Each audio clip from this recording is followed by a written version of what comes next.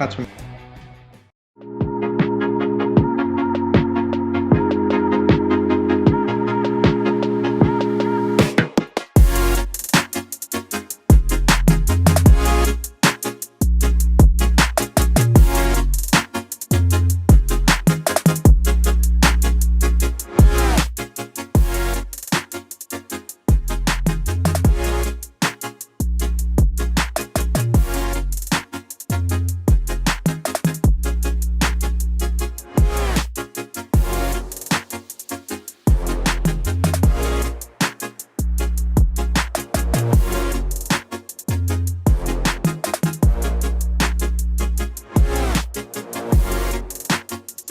Hi everyone, welcome to another episode of Blood, Guts, and Thunder.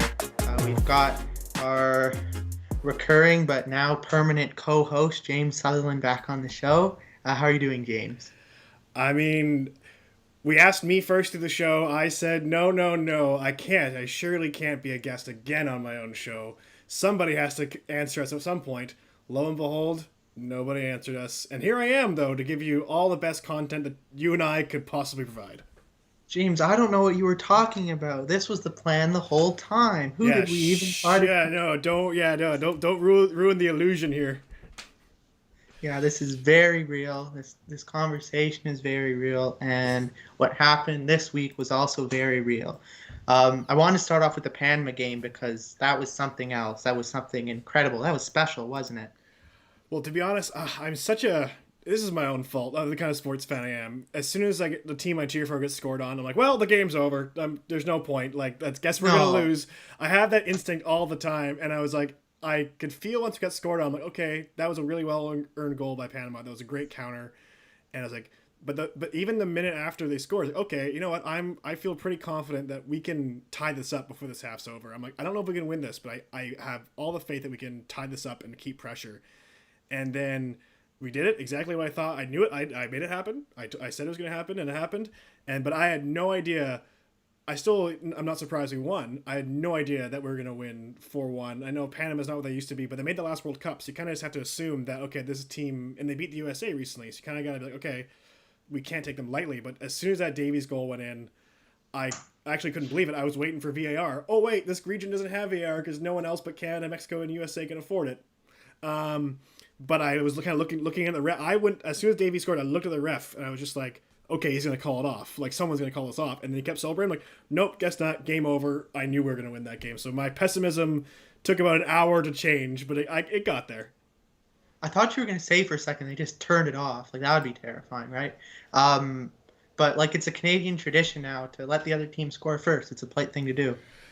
I mean, a lot of people who aren't Canadian accuse us of having false politeness. Like we're very surface level, passive aggressive politeness. But you know what? I think that theory holds true. Is like we also want to make it a game, right? Like we don't want to make it easy on the viewers, ourselves, or anybody else. Okay, yeah, we'll let you score first, and we'll deal with it afterwards. And you know what? I will take it and score on first every time if it means we're gonna get a result. Whether it's a win or a draw, I'll take that trade.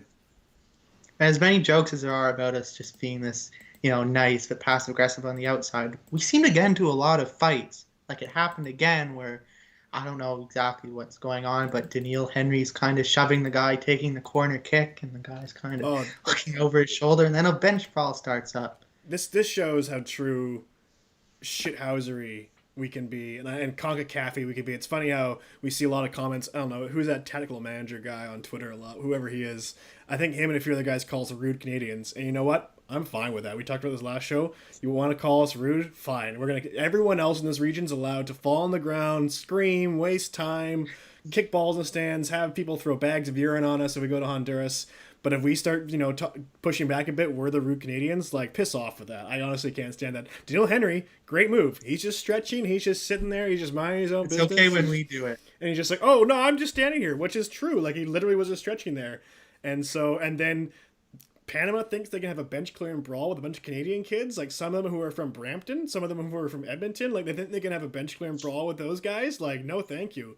Nice try. Like, I loved it. And even at the end, although the reports are true that guy spat on Larea at the end, which led to that altercation at the end, I don't like that. I don't think anyone should, but I'm happy with the response. That's what the third team now we've had bench clears with. Maybe I know 2 times with Mexico and once with Panama. because we're not getting pushed around, and as long as no one gets carded for it, I have zero problem for it. We've had the Mexico Gold Cup fiasco, the Haiti your declared war on us Facebook post.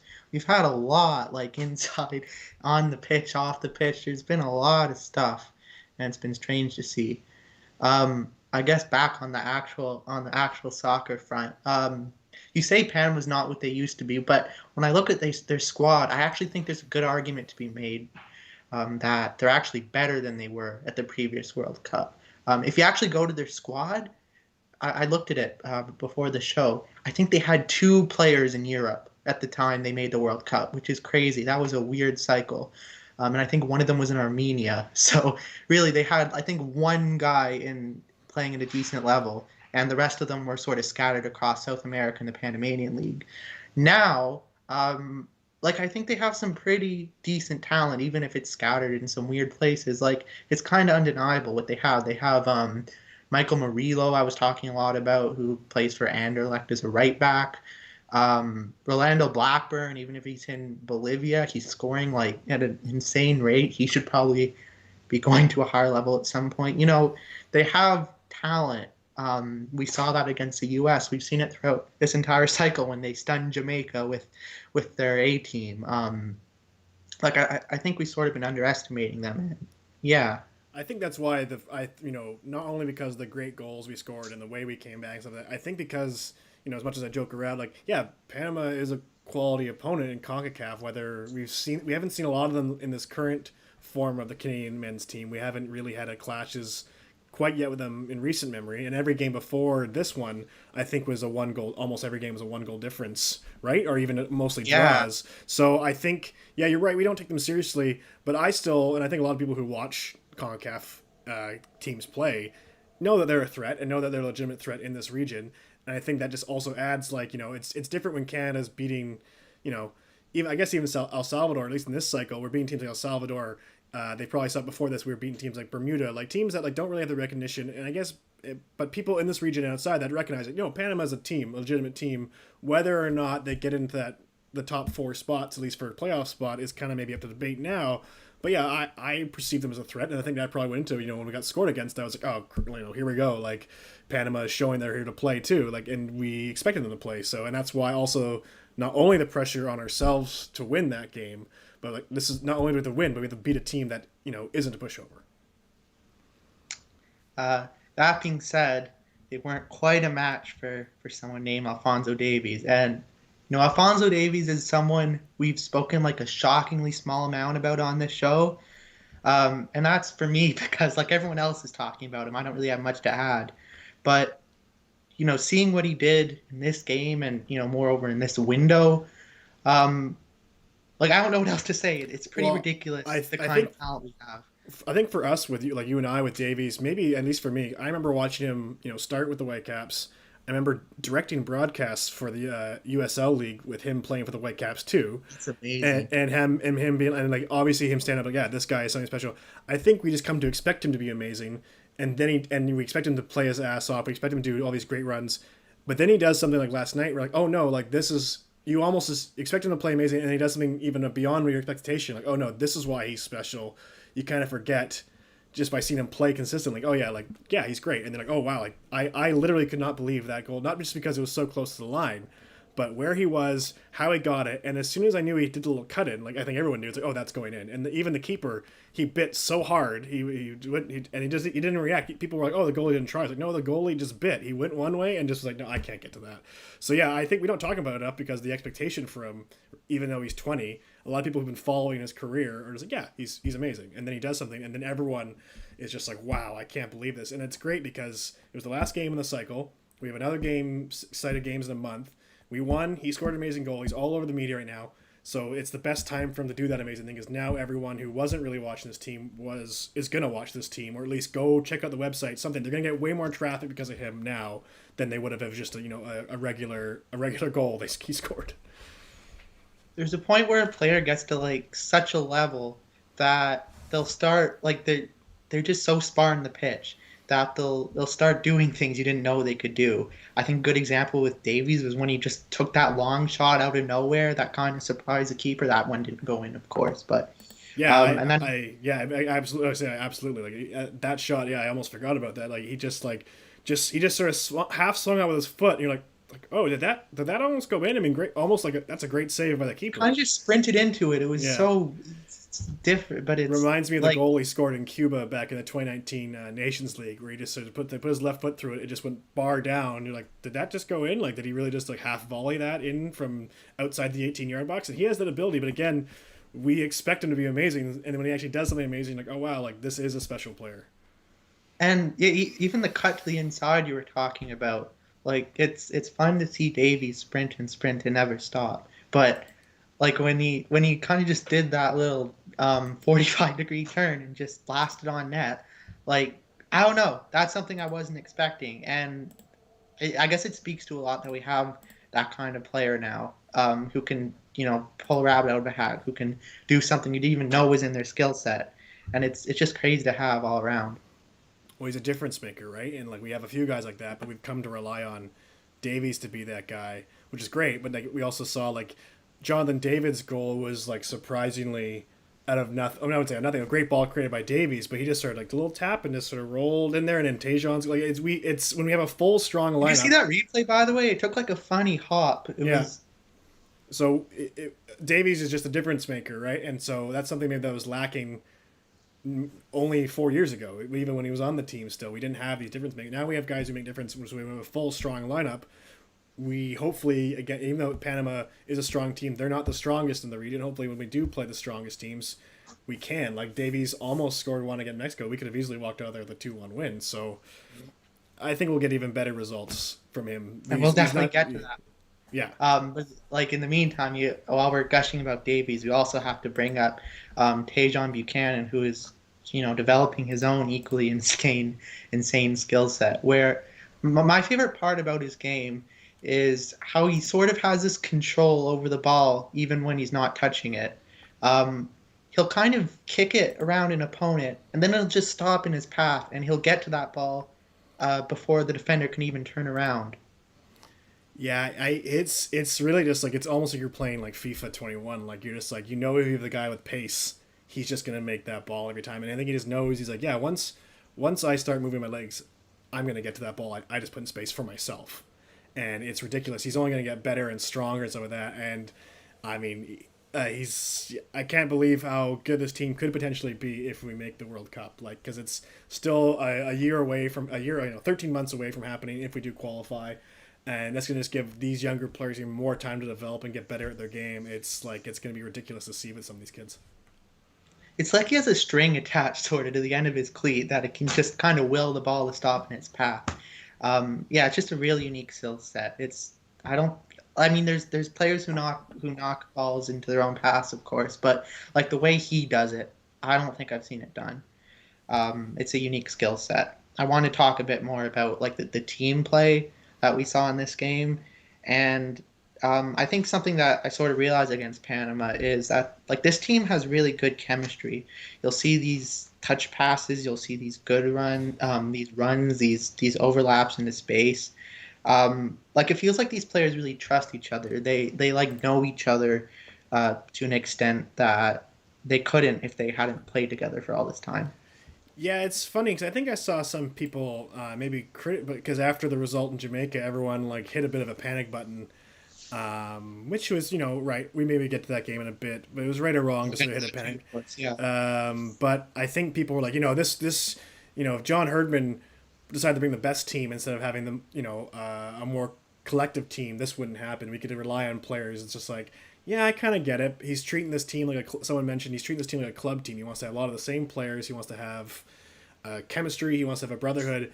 I mean, and then sure, maybe in situations like Jamaica where we lose a few players, we don't get that finishing touch. The debate's there, but then when we get the result we need, yeah, you see that we've seen a lot of these guys on the field together since March. We've seen a lot of these guys like since this qualification process started way back in March. A lot of those guys who were on the field last night were there in March as well, and through June, and then through into September, July, the Gold Cup. Like so, yeah, the arguments to be made that maybe we should, in certain cycles, call it the best available. Don't just call it players because they're part of the brotherhood or the chemistry. But then they proved last night that that actually works even better. So yeah, I'm okay. We have a really team that works together. And then that was a lot of the criticism. Not to go back to the Suriname fans who were talking trash way back in June, or the Jamaican fans who were on the side of the Suriname fans for whatever reason, saying we didn't have a team. We had two good players and no chemistry. Like, well, where are they now? They're talking on YouTube for 3 hours about nothing. So go for it. Oof.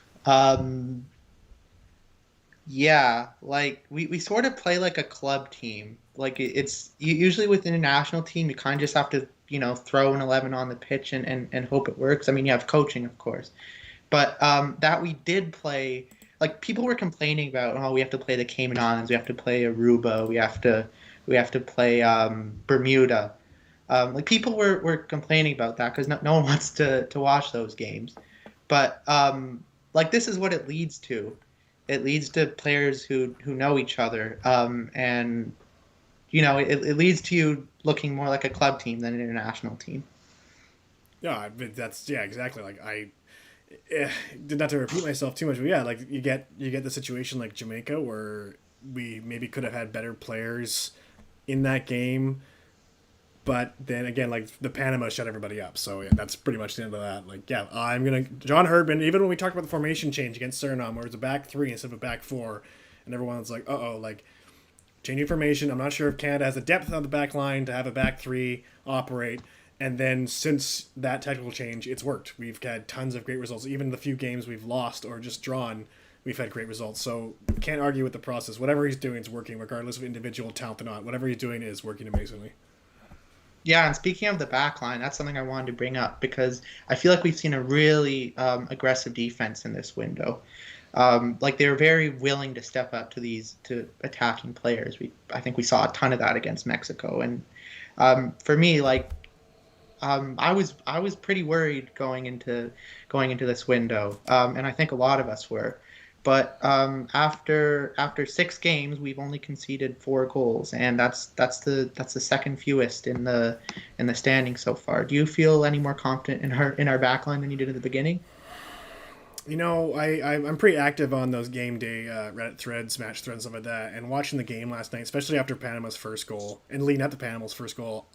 Kamal Miller scares the shit out of me sometimes.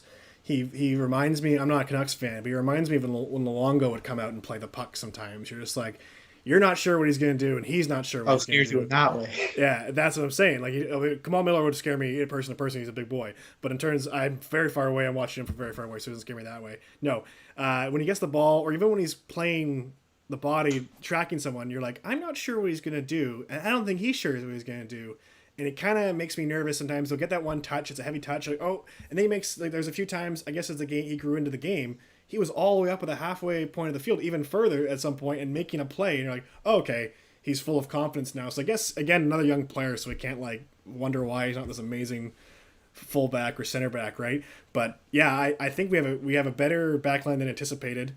I think it's all to do with confidence though, because there are times again like I would give Kamal Miller more shit than usual because I think he isn't a super confident player, but when he's playing with confidence, you're like, oh wow, like we do have bona fide defenders, we do have a bona fide backline to go against anybody, but it's so up to how the rest of the team is playing though. I think if we point out a weakness on the team, it still has to be the backline, but that doesn't mean it's a bad backline. It just means that is potentially our weak spot. Yeah, for Miller in particular, I kind of agree. Like, there's times where he's on the ball where you're kind of terrified, which is a bit strange because he has so much experience as a fullback. But I guess the aggressiveness he brings to play on that side, and his willingness to go into challenges, even though he's not the tallest guy for a center back. Um, like I think he brings what he needs to. I think it's pretty obvious our options aren't perfect, especially on the left side, especially with Kennedy out for this window. But like I think we're at the level that it needs to be, rather than the level where we're putting Henry at right back or something. It's where it needs to be. Absolutely. Um, yeah, another player I wanted to pinpoint, of course, is Alistair Johnson. I think we talked a bit about him last time on the show, but either way, a lot of people say like he hardly put a foot wrong this whole window. Um, it kind of amazes me that Herman was so confident to put him in this position. He hadn't really played it all before, and how he sort of just run away with it to the point where he's playing every single minute of a window. Yeah, someone put up a stat. I wish I could go with your question, but someone put up a stat of how many minutes he's played since he's joined the Canadian men's national team, and it is shocking. So whether I mean, it's first of all, it's an indictment of how good Johnston is to this team. It's an indictment to like how good of a player he is, and then maybe the pessimist in me is like, well, who else do we have if he ever goes down? So maybe there's a bit of that. We always put Larea or Buchanan back there, I guess. But it's just like there's all those things in mind when it happens. It's like, yeah, like he is like he's the kind of poster child for what a lot of Canadian soccer fans the last 30 years expect. They want like a hardworking, quiet talking, hardworking individual who just like literally eats minutes, and it's like that's kind of soccer player everyone wanted, for the last however many years. He's an amazing player. He doesn't do a lot of flashy things, but that we don't need that from him. We need everything else he does. He's smart. He's vocal on the field, quiet off the field. Yeah, I can't say enough good things about him or a lot of the players in the team right now, but he's so important to us. But then it leaves the question in the back of my mind. It's like, okay, great. If he ever goes down, are our options afterwards as effective? And I think so, but then it takes away from other positions. Like we drop back a Larea or we drop back a Buchanan. Who do we have someone to fill in the spot now that's open up top? But that's a discussion for when it happens. But that's just sort of what in the back of my head when you talk about Alistair Johnston. Yeah, and I definitely want to get into more about like the squad selection later. How maybe there wasn't a lot of cover at positions like right center back and striker, but something I wanted to pinpoint on Johnston. The only thing that like worries me a little about him, we saw it a bit against Mexico, where he was going up with Chucky Lozano basically with every run, and like he's not the most physical guy, and I think that's why we saw Daniel Henry come on for him at one point during the Haiti legs. Yes, And someone you might need to maybe I'll look it up right now. Some of this hand data, but how old is Alistair Johnston right now? I don't know. He's pretty young. He's a skinny guy, He's 23 years old, like so he just turned 23 not too long ago. So maybe he's just got to put some more time to put some more muscle on his body or something. But yeah, I agree though. He was a bit I wouldn't say concerning against Mexico, but there's just those moments of maybe.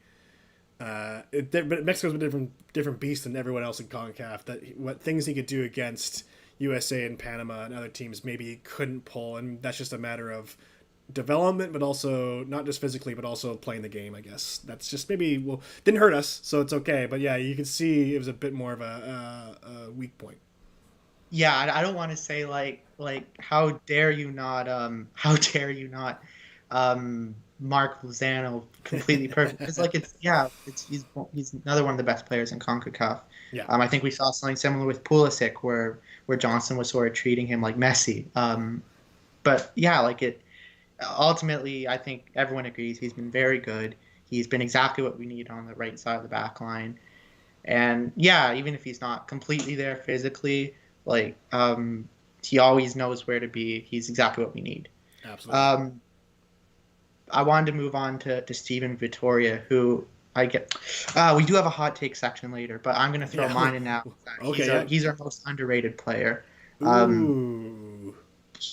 Because just no one talks about him because he's old, but like he always seems to know where to be, like in the middle of the defense, and that's really valuable.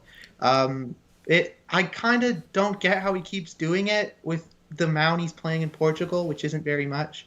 But like game shape doesn't really seem to phase him. Like he can come in and play for the international team like it's his club team, and he keeps putting in these great performances. He keeps being our most dangerous figure on set pieces. Like he's really solidified our back line. I think your hot take isn't that hot take because I agree with it. I think he's one of our most underrated players, especially at his position.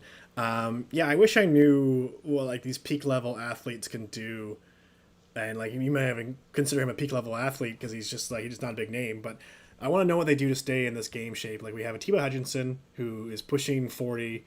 It somehow plays like obviously he's lost a bit of steam. He can sort of saw that last window, but he's amazing athlete.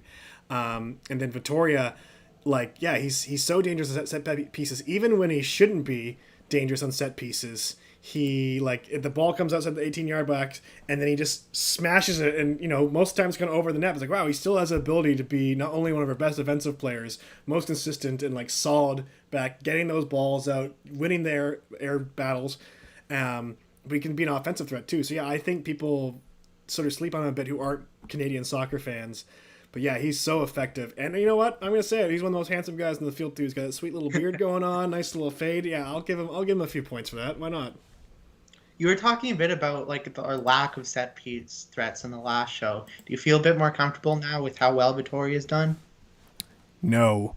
No. No, I do not feel any better. Even though we scored goals off set pieces, and even in Jamaica game, Davies had that good look on that set piece. But for whatever reason, I feel like, again, we're getting results, so maybe I shouldn't complain. But it's just like I feel like we're just not getting. If it's not Vittoria, who are we going to, right? And it just seems like something's not there. We're not dangerous on set pieces yet.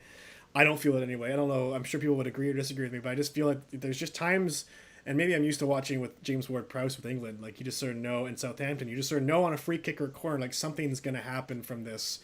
But on Canada's set pieces, you're just like, oh, they might just throw it into the box. They're obviously set plays, but there's just times like, well, they've done. Was it the game? I can't remember which game it was. Must have been Jamaica, but they had, or even Mexico. But they had like 10 corner kicks and nothing really came from it. So I feel like nothing. We're dangerous, but I don't ever feel like, even though Vittoria is a great threat, it's like that's all we have. And then luckily we had bodies in the right place last night, but it was really an own goal that helped us out there. So I don't think we're dangerous. Our only goal off set pieces was, we thought it was Tejan, but it was an own goal. So yeah, I don't know. That's. I feel more confident, but it's just not quite there. Just seeing that this was such a monumental game, it almost seems historic, even though we have a long way to go.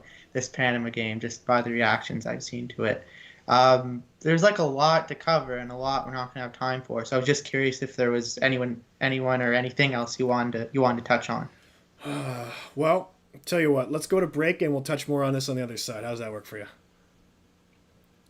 All right, sounds good. Let's go to break and then we'll come right back and touch on that some more. Stand by.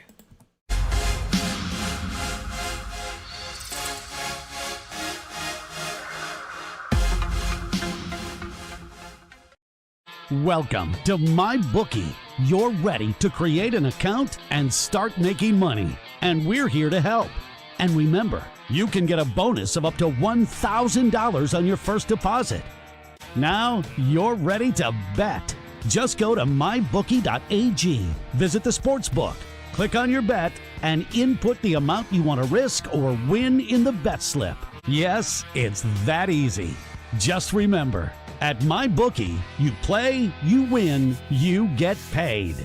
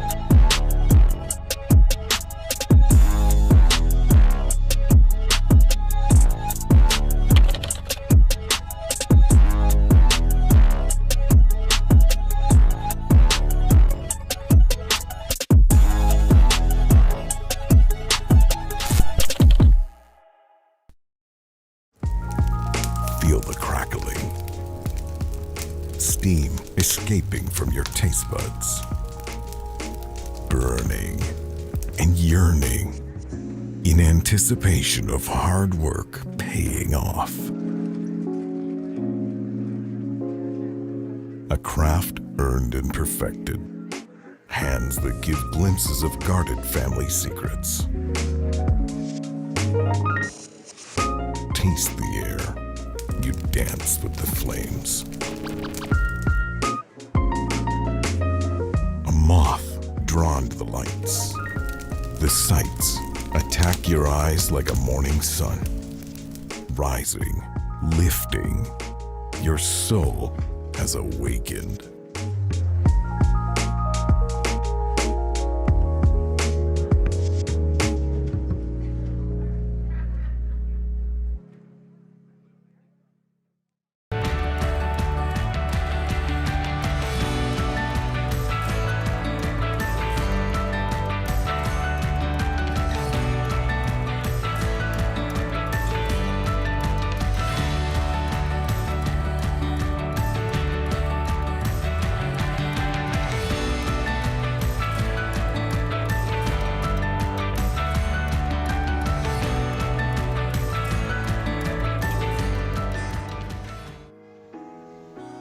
Hey everyone, welcome back to the show. Wasn't that a great break, James? The best break I could ever have done. Oh boy. So I usually like going over these games in order, but yeah, I started with Panama because, like I said, it just felt so historic. I wanted to move on to the Mexico game now before we get, all drudged down with Jamaica. For me, the Mexico game was the greatest achievement this window. I think like the way we played, I'm convinced in saying that was our best game since the 2-0 Nations League win over the U.S. And it would seem insane to me, to you, if we said a few years ago that Canada's going to go and outplay Mexico at Azteca. Yeah, I mean, that was probably, I don't want to say the most complete game, because I think there was a few sitters that we probably could have buried. I mean, again, these are professional athletes. People who like to critique, we'll get to Liam Miller afterwards, but even that, people who like to critique guys missing wide open nets, you try and do it. Even the best players can't do it. So I think it was our best game of the window. I think it was probably our most complete performance, other than a few missed opportunities. And yeah, I think if you had told me ahead of time, this game ended in a draw, not knowing what the score would be, okay, great. Yeah, I'm in. And I think now leaving that game, like, you know what? I think we can get a win. Even though this is part of my hot take, I think we'll get a win in the cold weather in Edmonton, and we'll get to that afterwards. But yeah, I agree with that statement. I think that was probably our best game of the window. Even though roaring back last night in Panama, we showed how great we could be. There were still a few moments, even before the Davies goal, where I thought, like, oh, Panama's really wasting time, and they are really good at controlling the ball right now on the outside. They don't want to try and win. They just want to waste time. And then we scored and changed it around. So even though the way we won last night, it wasn't a complete game, Mexico, despite it being a draw, was probably the more complete game of all entire window. And you're right on that. Yeah, like for me, if you said 5 years ago we're going to beat Panama 4-1 in Toronto, like, well, that's great. And who's this Alphonso Davies guy a few years in the future who's going to be doing Alphonso Davies things? Like, that's great and all. But like beyond the actual scoreline of the Mexico game, and beyond our frankly abysmal finishing, which it was, in terms of expected goals, which I usually don't like throwing out because it sounds a bit snobby, but I'll throw them out here. They were 1.5 to 0.5 for Canada, so we got 3 times the expected goals of Mexico in one of the most notorious places to play in the world. Like, I just don't think there's a comparison, and I think we saw like how good our system could be against great teams when it's at its best. In particular, I wanted to focus on our midfield, because I think our midfield, for the first time, they really won a battle against a good team. It was Eustachio, Kay, and Osorio during that game, and Mexico had their big guns out. They had Alvarez, Herrera, and Guardado. Like, for me, we kind of showed that with Osorio and Kay together, we can have consistent movement forward, with Eustachio sort of in front of the center backs, making sure everything runs smoothly. I think that should be like the template of our midfield going forward when we're against, whether it's a team that's maybe better than us on paper or a team that we have to break down. Yeah, it can't really say it. Like it sounds like we had a great window, so it sounds like we're just saying nothing but good things. But it's hard to not ignore all the good things Canada accomplished. Again, even the Jamaica game, as much as people are going to see us drop points, and I think we definitely would be saying that if we didn't win last night. But yeah, like it showed. Yeah, we definitely outdueled a better team in certain areas. We definitely deserve to win against a better team. I mean, let's hope we don't outdo all of our goodwill by having a terrible November window. That's the problem with these. Is like as amazing these moments are, a tie against Mexico was amazing, and then we had a tie against Jamaica. Like, oh, okay, maybe all that good work in Mexico is done, and then we have a huge win last night with multiple goals. Okay, and it's a great feeling. But then all of a sudden, in a month's time, we have to face another opponent. So these moments are like, yeah, we definitely outplayed Mexico. We deserve to win. Okay, nice game. And that's the only problem with these windows is that we have all these great things to talk about, but then you really got to move on. So it's like, I'm going to say, yep, we had a stronger midfield than a consistently, World Cup a team that makes World Cup consistently. We definitely should have won that game. And then we went to Jamaica. Yeah, I mean, like, like recency bias is a thing where, like, you definitely see it a lot in American fans where one game you're on the top of the world and the next game the coach has to go.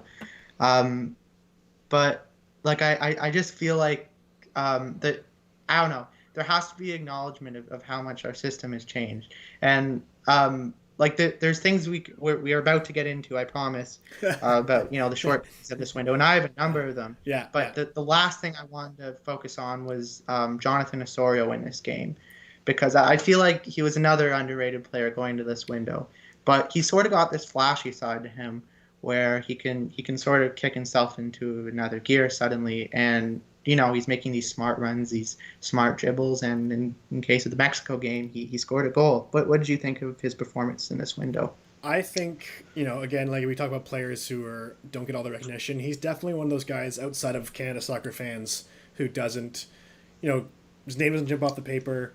People like, oh yeah, like even casual MLS fans, like, oh yeah, sorry, he plays for TFC. Great. I think what sort of epitomizes him as a great player and a great Canadian player, which all Canadian fans want, is when he was taken off last night. One, everyone was a little surprised he was being substituted maybe that early, maybe not. At least I was. Some of the reaction on Reddit was the same. We're like, oh, like that's an odd change to make. He's playing really well. He, secondly, did not want to be taken off. He visibly didn't want to be taken off. But then third, despite not wanting to come off, came up, high fives all around and sit down.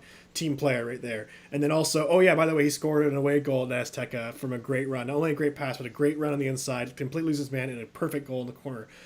I don't watch TFC as much as maybe some people think I might, but I didn't expect him to score that. And then when I saw who scored, I was like, oh, that was Osorio? Why was he up there? I think he is probably one of our, after seeing that offensive outburst, one of our most complete players who doesn't get the recognition. And I think despite Davies, flash of brilliance for a full 90 minutes last night, I think Osorio is definitely one of the best, could be considered one of the best players of the whole window because of his consistent performance.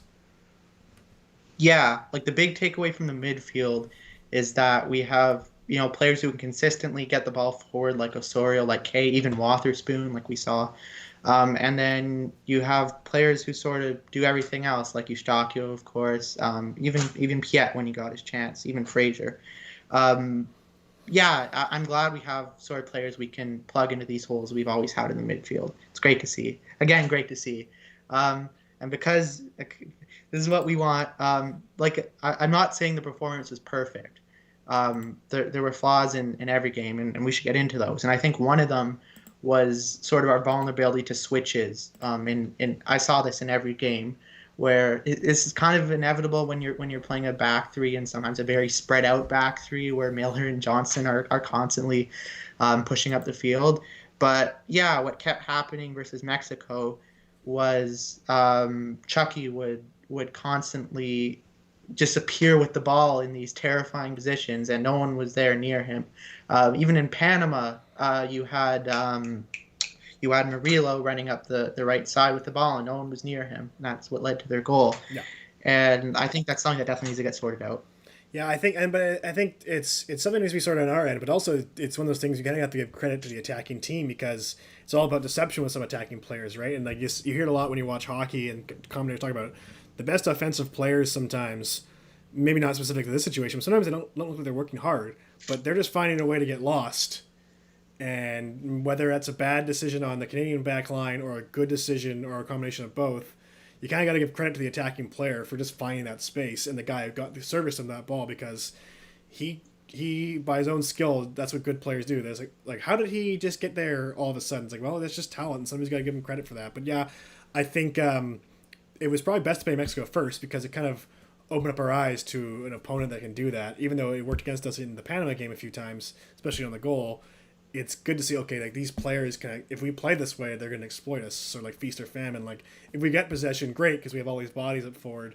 But if we lose it, we have no way of getting back and no way to cover this guy. This guy can just walk in on us. You could definitely tell it was something they scouted. Absolutely. Yeah. And I guess while we're a little bit negative, we might as well get into the Jamaica game. Can't wait. Yeah, I'm definitely on the same page as you for this one. I think there were too many people writing this off as like, well, it's CONCACAF away point. Isn't that? But I guess I'm more bullish on this team than others. Just to be clear, like, am I wrong? Are you satisfied with the away point? Okay, so I'll try and, as I often do, I'll try not to ramble on too much. I'll try and be concise with my answers. Go ahead. I've been rambling this whole time. So if you had told us before this window started, you're going to get 5 points.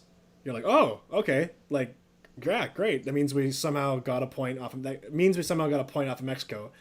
And then you're like, wait, where did we lose the points?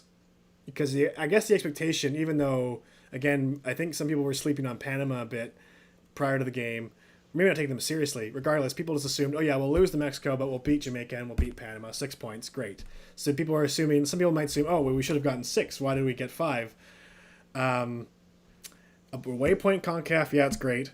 The stadium, sorry, I shouldn't say the stadium's nice. The turf or the grass, whatever they're playing on, was awful. Absolutely terrible. I think I played on better pitches back in, like, you know, when I was playing U13 or something like that. It was absolute garbage. So yeah, it excuses it a bit, sure, but it's like, yeah, you have to get, and Jamaica looked like they could have won that game. They had a few posts, a few golden opportunities. You're like, I know we're missing some players, but it's like, that's a game, that's a Cuba, even a Cuba away, 2019, back in the Nations League qualifiers. We somehow got a 1-0 win. We went down to 10 men. Daniel Henry got a red card. We somehow irked it out a win. There, with an arguably better team, despite missing players through suspension, injury, what have you, you gotta find a way. You gotta find a way to walk away with a really scrappy 1-0 victory, maybe 2-0 victory. It just seemed like I'm very happy with the points. I'm very happy with the road points. But you look back to the last cycle, even though this team is completely different than the last World Cup cycle.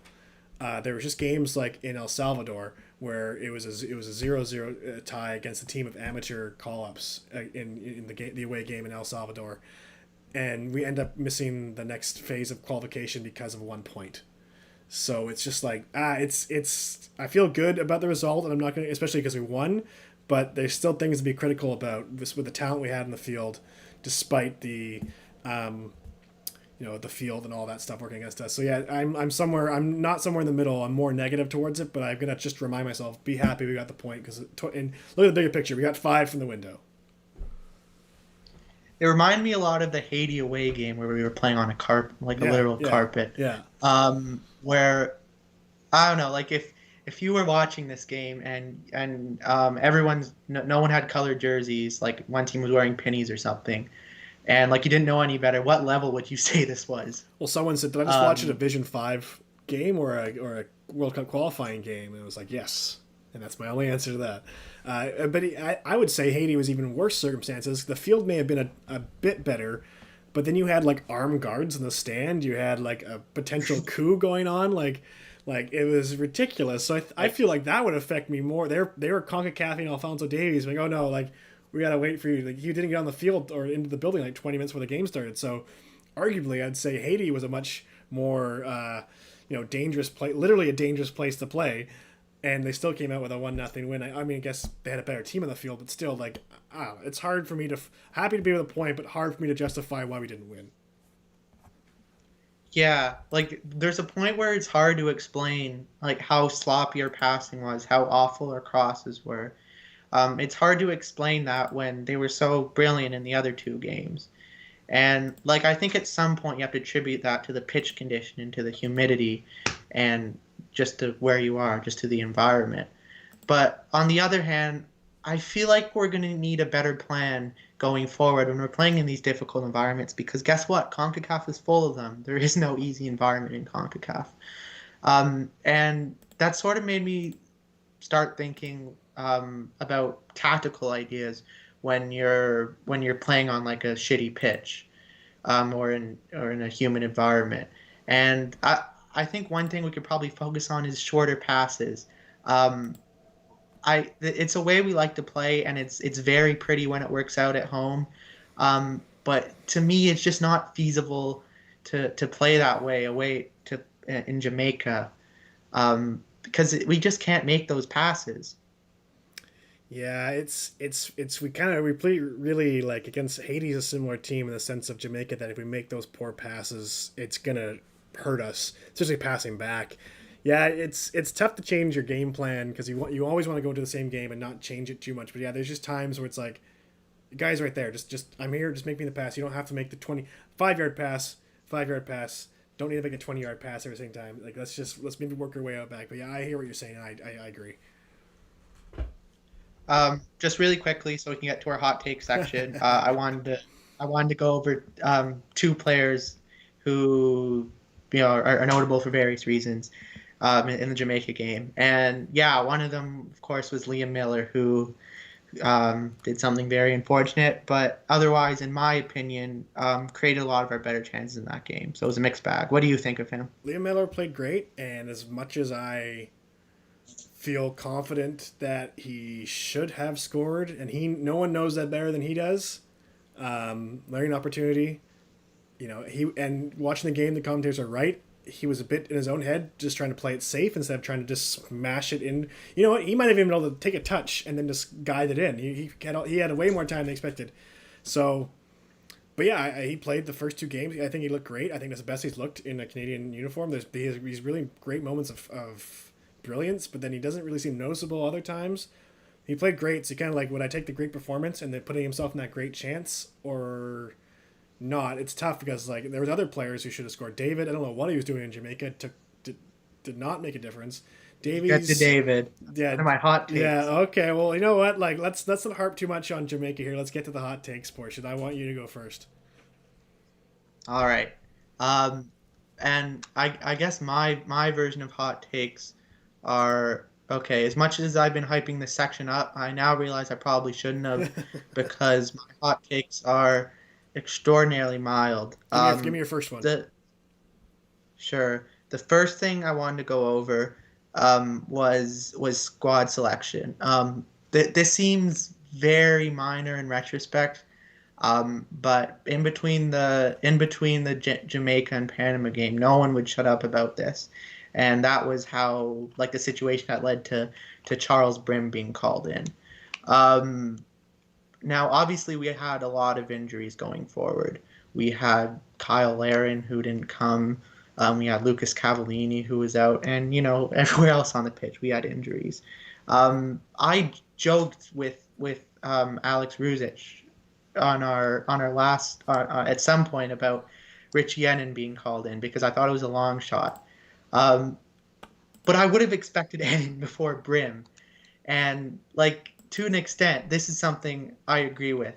I think you should be calling up the guy who's doing just as well at a higher level. And for me, like, Brim is playing at I guess it's a respectable level, but it's not a level I want guys to be getting called up from in World Cup qualifiers in the second tier of Holland. And, like, to me, he's just never impressed me when I watched him. I get he has that Olympic experience, but he wasn't impressive there either. No, I Basically, agree with everyone that, agrees yeah. on that. Yeah. And for me, I would have loved to see Teshuak and Deli call, who could actually have played up front with Jonathan David, not leave him as an isolated striker. And I would have loved to see Rich Yennon get his first call, who's been doing pretty well in Russia. Yeah, so I mean, I don't know if it's a hot take because I agree. I don't think he should have been called up. I mean, it's different if we're like in a a playoff situation again, to not always go back to NHL, but we're in the last cycle of games and we know we've qualified and we just need to sort of like play these games out. Yeah, call up Brim, even Schaffelberg, who got 10 minutes of gameplay, bring him out. But yeah, his selection is odd in those situations. Even though Akindele doesn't stand out to you, I would rather him play in Jamaica. He's done that stuff before. He's played those environments before. No, I would have taken Akindele 100 times before Brim. Yeah. So I think that way David wouldn't have had to play every single minute. Yeah, I think Herdman can't escape any cycle without questions about selection, whether he's not selecting enough people, well, he's not selecting the right people, or he's only selecting certain people even though they're injured. He knew Atiba Hutchinson was injured. He knew Laren was injured. He knew all these guys weren't going to come. Cavallini. But then we talked about earlier about the chemistry kind of paying off, so we kind of let that slide. So it's just like, yeah, give the new guys or younger guys a chance. But yeah, I agree. I think that it might be a hot take. Some people may be like, no, Brim's the up and coming. He's on the same level as another guy. But I don't know. Yeah, it's I agree. Yeah. Anyways, I want this to be open. It's your turn, James. It's your turn for a hot take. Well, my hot take, I texted to you earlier when we were talking about this earlier. I'm going to go with Jamaica is going to get the 4th spot in the CONCACAF. When everything's said and done, they'll get the 4th spot and be qualified for the Intercontinental Playoff spot. Because I'm not just basing it just because they won last night, but I think they're going to get better as it goes along. They're going to get a few more wins and at least make it interesting. But that's my hot take. Do you think it has anything to do with them getting like their English players back? Do you think that's going to be a big factor? I think that has to factor in somewhere. I know it didn't work the first few games, but I think it has to factor in somewhere. And again, you look at the table now, even though we're not even halfway through the cycle yet, they're not far out. They get one more positive result. They're right in the mix of the 4th. I think they're the team that everyone thought would do way better. Maybe not qualify, but thought they'd be doing way better right now. And I think if they get a couple more positive results, because I would say that the draw against us was a positive result, they're going to shoot up the standings, and I think they're going to make it very interesting. And I will say right now that they will get the 4th Intercontinental Playoff spot, which means Canada qualifies. So I'll take both those.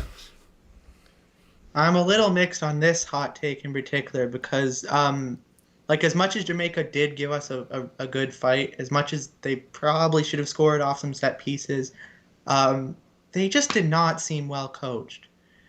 From everything I've heard from Jamaican fans, from all of the IMAX that I've been binge watching, Yeah. Theodore Whitmore does not seem to be like a very competent coach, because just from what I saw in the game, they didn't have much of a plan going forward, despite some really talented guys at the top. I'm just skeptical they can keep this up.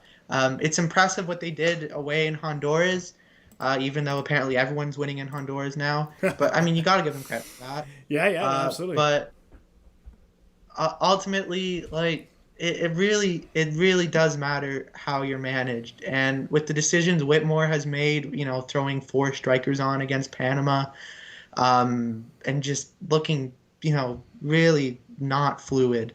I have a little trouble seeing it. Yeah, I mean, there's a lot of questionable manager decisions in CONCACAF, and I guess everywhere else, but it stands out a bit more in CONCACAF. Yeah, it'll be interesting to watch those guys. I'm going to stick ties again to my hot take. I'm going to be interesting to watch that team improve, because I think they will. I'm going to sneak in my other hot take just before we get to another one of yours, because I really want to get this in case we run out of time. And I am tired of everyone assuming that just because we're going to play in Edmonton in November in the cold means that we're going to beat every team that comes in there because it's going to be too cold for them. Really hate Edmonton. Edmonton, the Chuck, as some call it, and if you look it up, it's the most stupid reason why they call it that. The inner Canadian pride that people have of being able to play in the cold is interesting, because just because we're gonna play in the cold, we're going to win because these guys aren't used to the cold. I'll tell you one thing, Alphonso Davies, even though he's Canadian and from India, he doesn't want to play in the cold either. Jonathan David, Maxime Crepeau, these guys don't want to play in the cold either. They may be more used to it, but it's not something they're pining for. I can't wait to play in freezing temperatures again. So that's my hot take. The cold weather is not necessarily an advantage for Canada, and stop saying it is an advantage. I was so proud of the pun that I have to make it again. That sounds like a real cold take, James. Nope. And then the show is over. The show is over. Yeah, like I sort of get that. And you have players who haven't sometimes you have players who haven't lived in Canada in a long time, like Eustaquio who moved away when he was 7, like Wotherspoon who had never been to Canada until a few years ago. I like yeah, I sort of get that. I can kind of buy to an extent, like some of these guys grew up with it. Um, maybe they're more used to the cold. Maybe maybe really screw the Mexicans and the Costa Ricans over. But the thing that bothers me more is the pitch, because I guess we saw how the pitch affected us against Jamaica, and we saw how the pitch has affected us against Haiti, and like I kind of wonder why we don't think the same thing is going to happen in Edmonton on artificial CFL turf. Well, I mean, yeah, that's a whole other conversation. I mean, I'm not super concerned about playing on the turf. Um, yeah, I mean, It's not just about turf though; it's about the kind of artificial turf. and I'm surprised that the Canada Soccer announced it so early that they're going to Edmonton. I thought they might explore other venues. So maybe they have the same thought process. We're going to freeze Mexico. We're going to freeze Costa Rica, and then they've confirmed, or at least like unofficially confirmed, it'll be BC Place in January for their game against USA. Which again is like, okay, indoors playing turf. Sure, yeah. I think we just kind of, unfortunately, when it comes to the field, we kind of have to wait and see and then critique afterwards, which is my favorite thing to do, is a critique after it's already happened. So now, before we run out of time, you got one more hot take we can get in before the clock runs out here. Yeah, my final hot take. I didn't do a great job at building up to it because I already mentioned it a few times, but here it comes. I don't think we should ever play Jonathan David as a lone striker ever again. Ooh. The how do I explain this? He had a better game in Panama where he was sort of dropping deeper and running right and left, but like what we saw in Mexico and in Jamaica is like kind of his fault as a player, and that's like he just doesn't do anything by himself. He needs someone to create every single inch of space he's ever going to use to his advantage. Because, like, I don't know, by himself, his first touch isn't that great. His speed isn't quite what it used to be, it seems. And, like, he doesn't carve out his own space. And it's very frustrating to watch when he's by himself. I thought Laren David was hard to watch, but, like, David by himself is something else entirely. Yeah, I don't know. I mean, that's certainly, some people would disagree with that, but I don't know if it's as hot as you think it is, because I feel like a lot of people would agree that as great as Jonathan David is for Canada and for Lille, I think he works better in a tandem because, he's a quick guy, but he's not super pacey. He's a great shooter, but he doesn't always make. So I don't think you realize how far it would take this though. Like there are like I would have like I genuinely would have started Miller over David up top by himself. Boy. I mean, now we're getting into hot. Oh, okay. That if that's your hot take, then yeah, I'm on board. That is spicy. But okay, all right, I'm on board. Okay. I mean, I think people aren't going to disagree with you. But my hot takes are real. I like your passion behind the hot take, so I'm gonna go with that. It's quite hot. And you know what? That's a good one to end the show on because we're out of time. Kieran? If someone ever comments on one of our posts, I hope I prompted it there. The biggest Jonathan David fan, especially Jonathan David fan, as the single striker, is going to find you on Twitter and bash you so hard.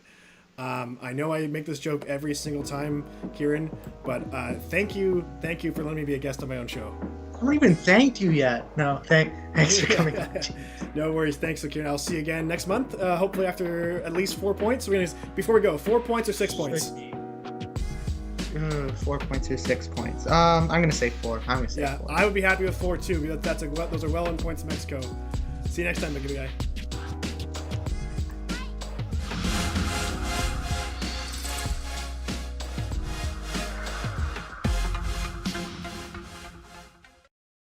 Welcome to MyBookie. You're ready to create an account and start making money, and we're here to help.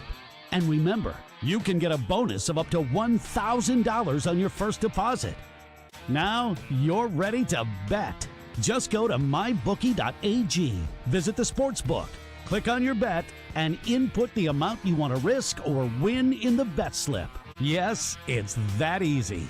Just remember, at MyBookie, you play, you win, you get paid.